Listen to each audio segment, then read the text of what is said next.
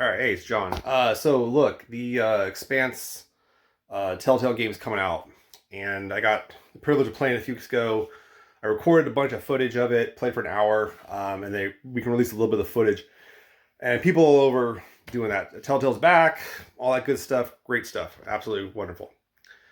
But I want to talk about this from a point of view of an Expanse person. A person that's into the Expanse. Obviously, I run Abrax Precipice, where we play the Expanse role playing game. I'm well versed in the lore. I'm well versed in the time frame approximately, and that exactly is what I'm going to talk about. So I'm going to start off here by showing you the first frame, basically, of when you hit start a new game, what they show you. Okay, here it is. There it is. There's a date, 2030-47. Now, here's why this is significant, and for those who aren't aware, there's never been an official date of when the Expanse takes place. There's been approximations. 2250 was one that was given for a while. 2030-50 was an initial inkling of like a title, but there's never actually been a actual product that shows a year. There is like a gin bottle or something like that in the background of an episode that has a date, but it's like way earlier. It's like 2030-15 or something like that. But we've never had a date. In addition, we've also never had a ages of anyone. We don't have official ages. Ava Sorella is always unclear. Your best guess in the books is she's maybe like in her like 70s, 90s when the books start. Holden's maybe late 20s, early 30s. Naomi might be mid 20s when the book starts. Alex is maybe like mid 40s to late 40s at the time, maybe 50s. So but you never get any like anyone's age. You never get an official time. At the event, when they were talking with it all and trying to frame Kamina Drummer, who's the main character of the game series, they went on record and said she's 24.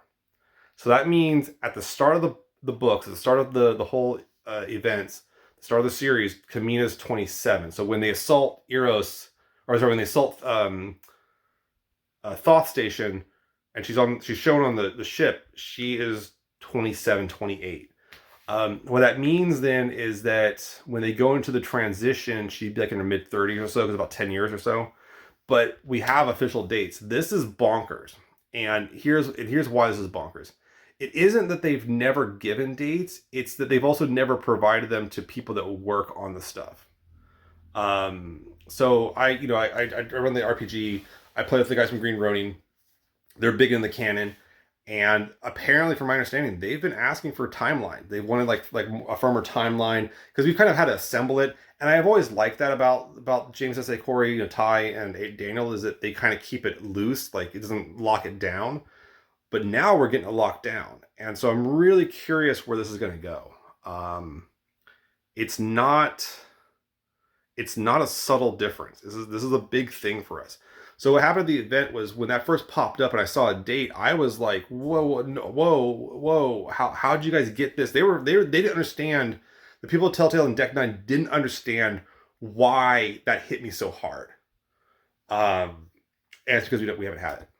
So, because the approximate timeline goes something like this. Leviathan Wakes takes place over a period of a year. I believe Caliban's War takes place, I think, 18 months after that or so, or maybe a year after that. And then Caliban's War takes place over a period of a year. So you're 3 years into it, you're 2053. Then it takes about a year for the squid to get from Venus out to the outer spots. Then it takes it a while to build, so that's about another 2 years. Then you're dealing with like, the ring stuff, Illis, the whole Illis event, from when they go out there and come back. It's about like almost 3 years. So you're talking like it's close to, and the Free Navy complex, unclear on how long that takes. These timelines would help a lot, and those of us that are really trying to explore the lore and everything. So I'm really curious. Like, I'm really curious, and I can't believe Telltale got it. And they didn't seem to understand that it was a big deal. They had no clue when I talked to them there. The people there, the directors, those guys, they didn't understand why, to me, as an Expanse fan for a while, having a firm year this takes place in is a big deal. So anyways, that's all I got. That's the biggest thing I have about the game. I think the game's great. I think it plays well. It's a lot of fun. I liked Kamina's. You get kind of her conflict. She's coming off of the Dawes relationship, which is something they established in the show that her and Dawes had some sort of relationship. Um, but yeah, it's a hell of a time to be, and kind of seeing what she's trying to do as she kind of got out of Dawes's shadow, goes off on her own, is trying her own thing. And I'll be really curious where it ends up. I One of the questions I've had is like, how does she end up with Tycho? I had this conversation with Josh Simons a while back, and we were talking about Fred Johnson, the rise of Fred Johnson, and so much of the Expanse's storyline hinges on the fact that Fred Johnson worked for the Tycho Corporation. So much of it hinges on that. If he wasn't working for them or he was doing something else, I don't think the story would, I don't say fall apart, but it would be very, very different. So I'm really curious, and Drummer's role in that on the show was a big thing. She's not in the books until later, so but like it's kind of hinted that she's there. It's alluded to. I don't want to say retcon, but it's never explicitly stated. And I think that's one thing about the books that I always liked, was stuff's not explicit. But this game takes place in the show continuity, and even having that date alone and an age, huge, huge. So, anyways, go play it. I'm looking forward to playing it next month. I didn't finish it when I played it. I want to have something to look forward to. I'm really looking forward to finishing it out and checking out the choices and really experimenting with the game and having a fun time with it. But thanks again to Telltale. Thanks again to Deck Nine. Thanks again to Green Ronin. Thanks again to everyone in the Expanse community for making this an amazing month to be an Expanse fan. And I look forward to doing many more. And I'll probably play the game on stream next month too. When it pops out in July, I'll be on stream doing some commentary. So, all right, you guys take it easy. Later.